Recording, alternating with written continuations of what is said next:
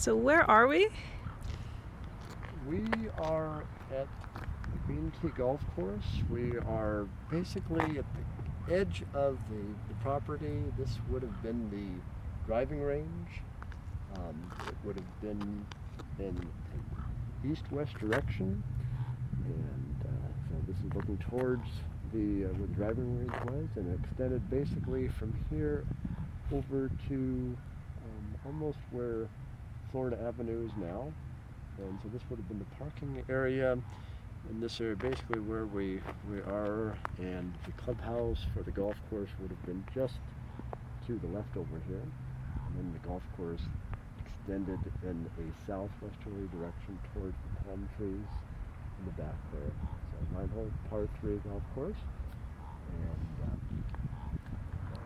And then Florida Avenue was basically lined with a lot of apricot and walnut groves. Now, many years later, 30, 40 years later, development went in, commercial development, and apartments replaced all those apricot and walnut groves. Hello, my name is Cassandra. And I'm Carl. And we are the founders of Swings and Sights. Today, we are right next to what used to be known as the Green Tea Golf Course in Hemet, California. However, it is no longer here for the community. So right here, we're going to do a video talking about green tea for a little bit, and perhaps something that you could do if you're in the city of Hemet after, visiting this golf course, or maybe visiting potentially another golf course, or just visiting the city overall.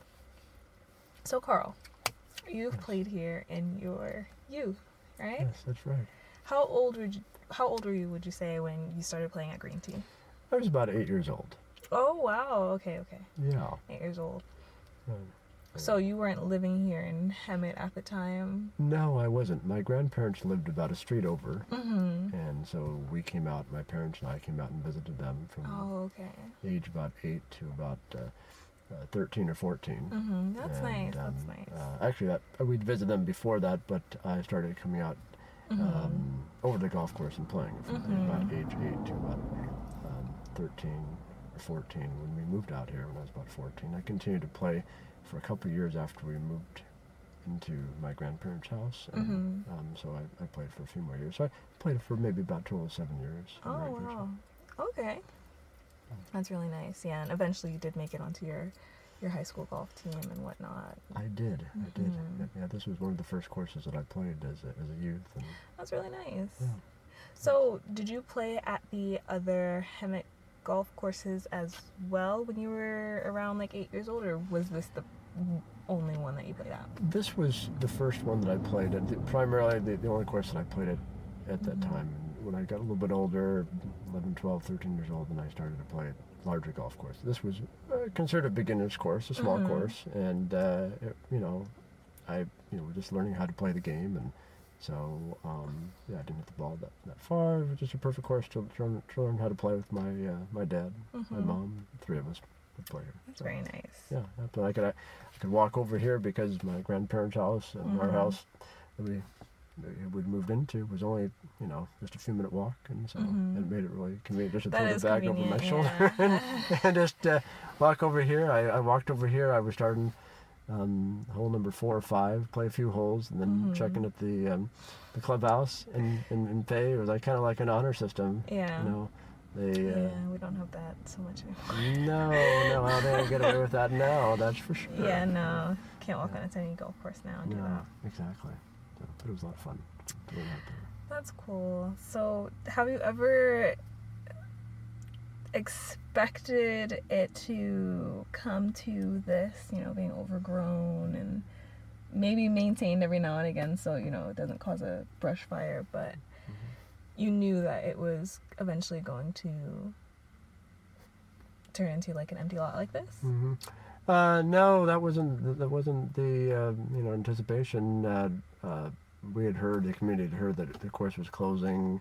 The owners apparently got a pretty good deal from some developers that wanted to buy the land, and so they sold the property to the developers that were planning on building condominiums in the early 1980s.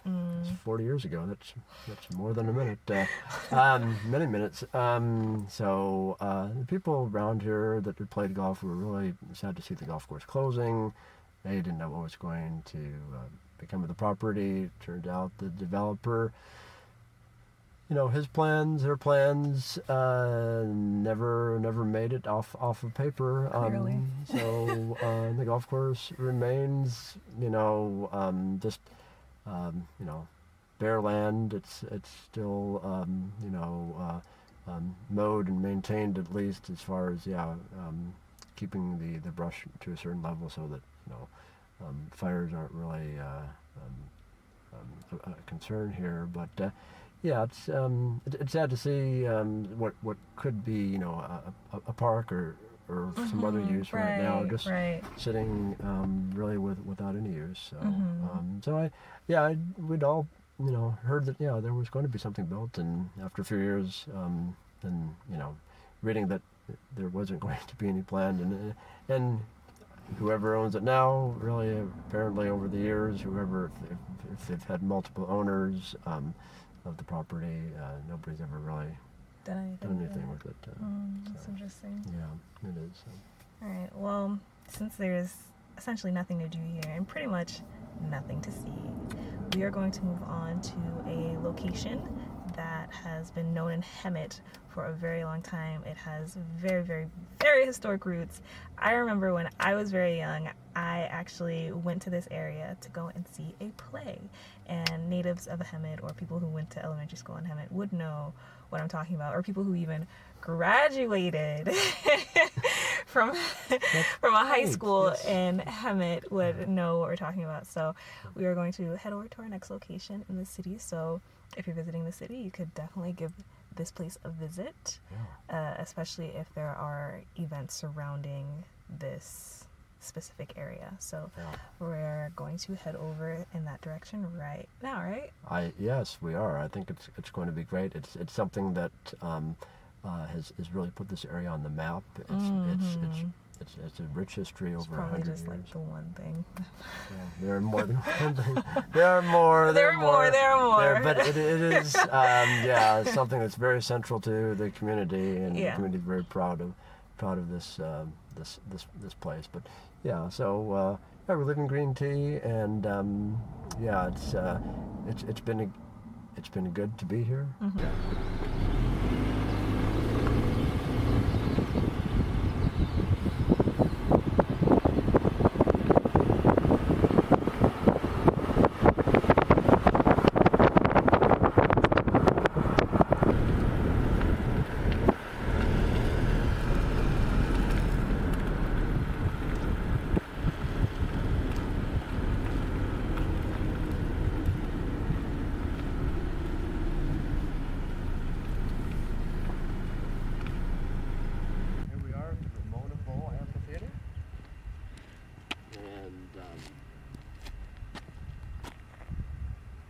Ramona pageant has been going since about 1923, over 100 years.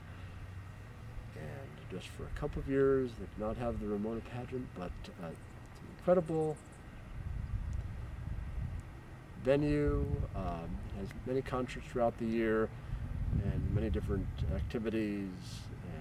But primarily, the last 2 weekends in April, the first weekend in May, typically for 3 weekends, the Ramona pageant is the main event here. So, and in addition, Hemet High School, my alma mater, graduates here every year. It has been for many years. I graduated from here, and it was a real thrill to be walking through the area where a lot of the actors in the Ramona pageant pass through during their performances. So, and then all the fourth graders in the Hemet and San Jacinto school districts participate as part of their curriculum and see a pageant on one of the days during the pageant season in late April. So.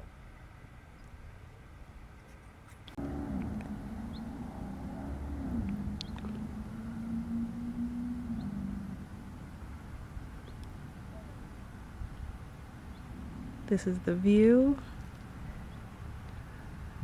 from the parking lot of the Ramona Bowl.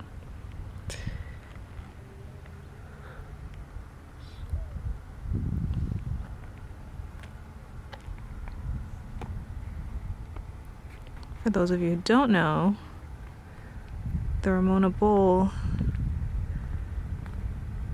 hosts the Ramona pageant, which Carl just told you about.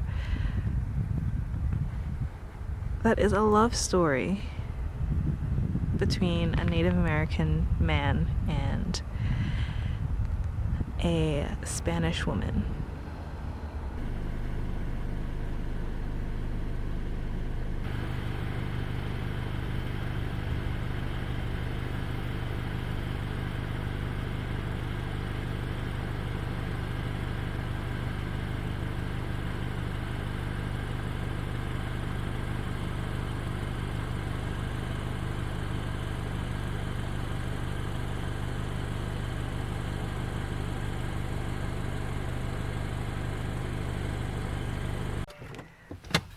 Are we locked up here?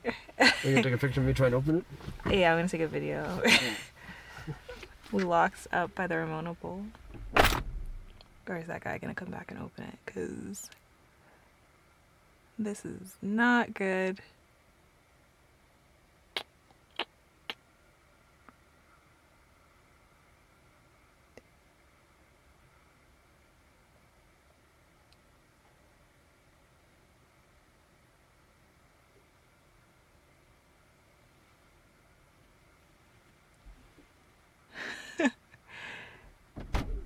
SOL. Oh, well, goodness. No, what are we gonna do? Call 911? And maybe they could contact somebody up here? And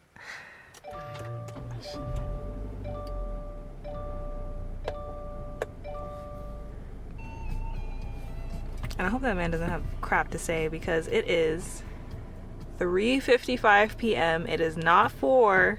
It is 3:55 p.m. And he done locked us up in here.